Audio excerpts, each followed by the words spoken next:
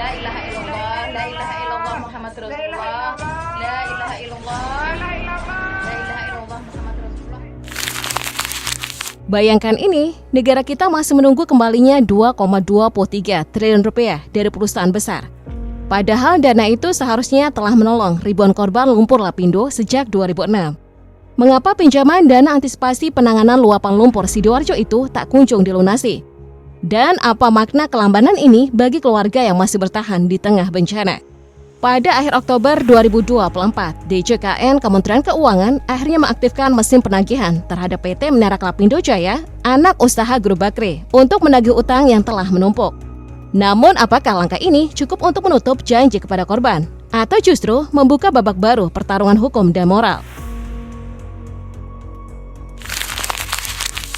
Sejak bencana ini terjadi, keluarga yang kehilangan mata pencaharian dan tempat tinggal menuntut kompensasi penuh atas semua kerugian. Bangunan rumah, lahan pertanian, ternak, bahkan modal usaha mikro dan biaya hidup untuk memulai kembali.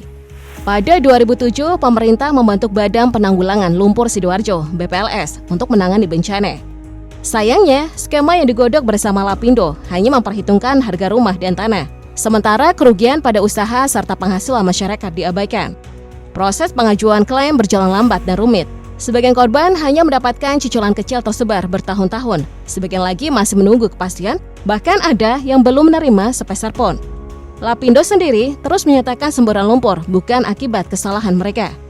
Di sisi lain, pemerintah pernah mengucurkan dana talangan senilai 781 miliar rupiah agar kewajiban Lapindo bisa terbayar terlebih dahulu, dengan janji penggantian di kemudian hari. Secara administratif pula, dibuat batas area terdampak seluas sekitar 640 hektar. Hanya warga dalam zona ini yang diakui berhak mendapatkan ganti rugi. Padahal fakta lapangan menunjukkan kerusakan jauh lebih luas daripada batas peta itu. Warga di luar zona resmi tak diakui, tak dibayar, seakan musibah mereka tak pernah tercatat. Banyak pihak menuding peta tersebut sebagai peta politik, semata-mata dirancang untuk mengecilkan besaran tanggungan finansial, bukan berdasarkan kerusakan nyata yang ada. Akibatnya, ribuan keluarga merasa menjadi korban dua kali. Pertama disapu lumpur, kemudian dijegal kebijakan yang timpang. Seringkali mereka menggelar aksi protes di depan kantor Lapindo dan instansi pemerintah. Namun cerita mereka nyaris tak terdengar di antara gemuruh mesin birokrasi dan diamnya kekuasaan.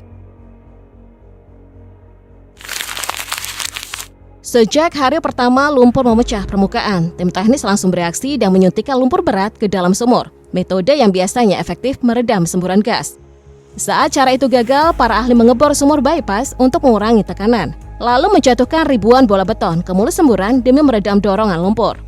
Namun alih-alih berhenti, lumpur terus menembus tanah dan menyebar. Bahkan genangan di permukaan seringkali bertahan berminggu-minggu, menutup jalan dan ladang warga. Akhirnya strategi beralih dari penghentian total ke mitigasi aliran. Lahan di sekitar semburan dipadatkan lapis demi lapis dengan tanah pilihan, dibantu eskavator dan alat berat untuk membentuk tanggul penahan. Sayangnya, tekanan lumpur yang tak tertahankan sering membobol struktur tanggul, membuat endapan lumpur meluap ke pemukiman dan kembali menenggelamkan rumah serta jalan setapak. Lumpur yang menggenang sempat dialirkan ke Sungai Porong dan akhirnya bermuara ke laut.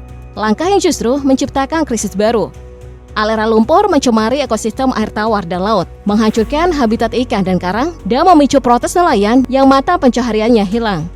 Di sekitar hulu, endapan lumpur meracuni sumur warga, memaksa mereka mencari sumber air bersih semakin jauh.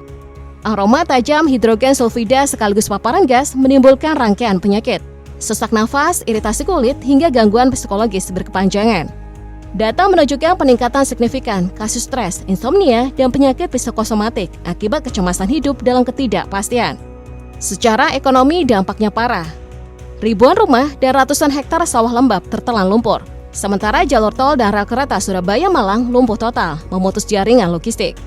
Usaha kecil, pedagang kaki lima, hingga sektor pertanian dan industri lokal terhenti, memaksa banyak keluarga kehilangan penghasilan tanpa jaminan pemulihan.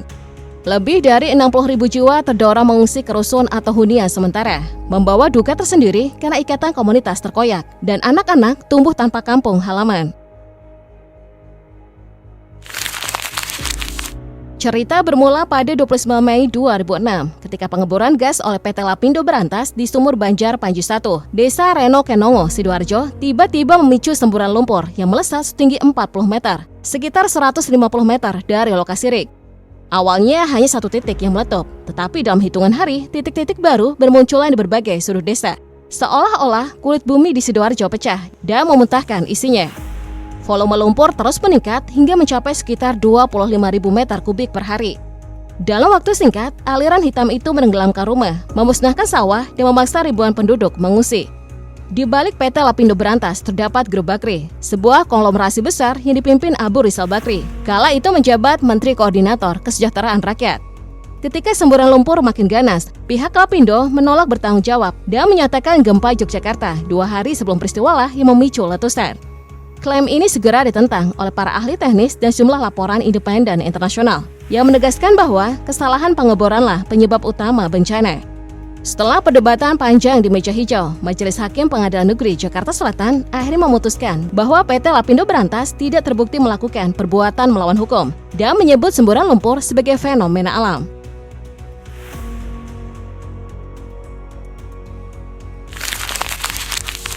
Sudah hampir 19 tahun berlalu sejak semburan lumpur pertama di Porong Sidoarjo. Namun aliran hitam itu tak kunjung benar-benar padam. Kini ia mengeluarkan semburan yang lebih pelan, namun tetap ada, layaknya luka lama yang tak henti berdarah. Padahal sampai tanggal jatuh tempo dari pinjaman talangan 781 miliar rupiah, Lapindo baru sekali melunasi cicilan sebesar 5 miliar rupiah, sebuah angka yang jauh dari harapan warga.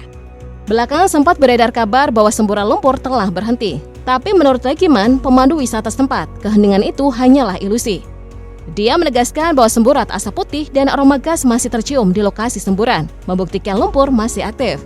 Pandangan para ahli geologi juga terbagi. Profesor Dr. Insinyur Amin Widodo dari ITS menjelaskan bahwa penurunan intensitas semburan bisa terjadi karena tekanan gas di dalam perut bumi menipis. Namun ia menekankan bahwa kondisi ini belum tentu bersifat permanen. Sementara itu, zona terdampak resmi tetap dikunci dengan infrastruktur penahan lumpur yang dipertahankan agar aliran tak melebar lagi, meski keadilan bagi korban belum sepenuhnya ditegakkan. Awalnya, banyak ahli memprediksi semburan akan berhenti dalam hitungan bulan, bahkan paling lama beberapa tahun. Nyatanya 2 dekade hampir berlalu dan lumpur tetap menetes. Meski demikian, semangat warga tak sepenuhnya padam. Sejumlah keluarga mencoba bangkit dengan membuka warung kecil, menjadi pemandu wisata bencana atau merantau ke daerah baru. Namun bekas trauma dan rasa kehilangan belum bisa mereka tinggalkan begitu saja. Di sisi pemulihan fisik, pengerjaan tanggul diperkuat berulang kali. Museum bencana telah dibangun untuk mengenang peristiwa ini. Dan kampung-kampung relokasi terus diperbaiki fasilitasnya. Sayangnya, pemulihan psikologis dan keadilan sosial masih tertatih. Luka batin yang membekas dan janji-janji ganti rugi yang tertunda menjadi pekerjaan rumah besar yang belum ada ujungnya. Baru-baru ini warga mengajukan banding ke Pengadilan Tata Usaha Negara untuk menuntut transparansi pengelolaan dana ganti rugi dan penuntasan kewajiban Lapindo. Di sisi lain, studi terbaru universitas lokal menunjukkan bahwa tingkat kontaminasi air tanah di kawasan terdampak masih melampaui batas aman, memperkuat kekhawatiran akan efek kesehatan jangka panjang.